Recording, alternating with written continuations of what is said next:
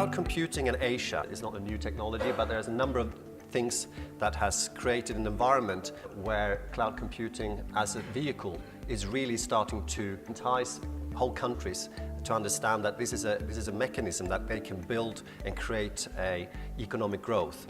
They see this as a means of creating global competitiveness for their industries. Cloud computing could be equally important to the GDP growth of countries like mobile penetration and broadband penetration has been. The growth of cloud computing could create another 14 million jobs in the next up till 2015. Some research is showing that innovation around cloud computing could create as much as $1.1 trillion annually.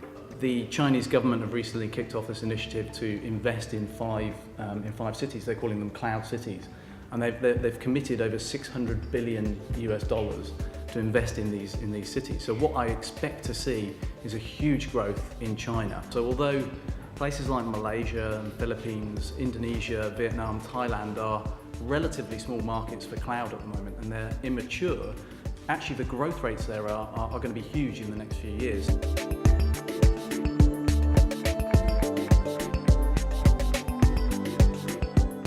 Asian culture is very much alive even in this sort of IT business and even what is quite a large expat business as well with the hedge fund market.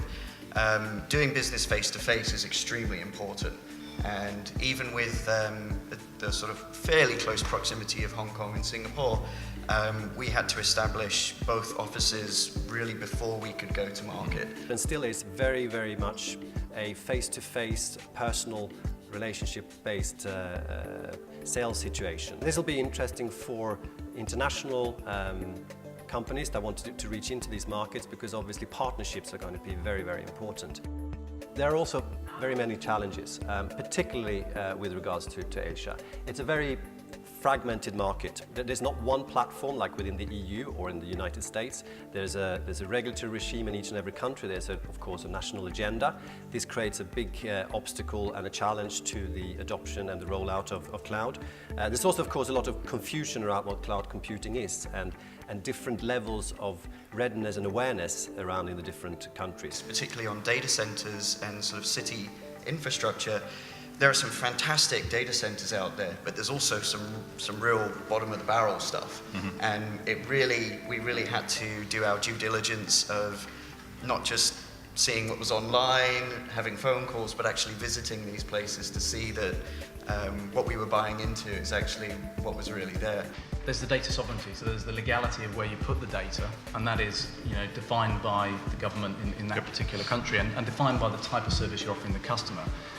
There's the cultural one. Some customers we speak to in Singapore will say, I will deal with a global service provider, but I must have my data in Singapore. Yeah, and I think this notion of trust, you can't bottle it, can you? Yeah. I think that's the intangible. I think it's a massive issue here, in the common market, and it's a global issue as well, which is that if you're delivering something via an online service, how do you know what exists behind that online service to have confidence in its capability? The market in Asia Pac for cloud is pretty much flourishing and further ahead than some of the markets in Europe. So I'm looking to understand what's happening there, what the new developments are, what the potential is for business, and how it compares with what's going on in the UK and in Europe.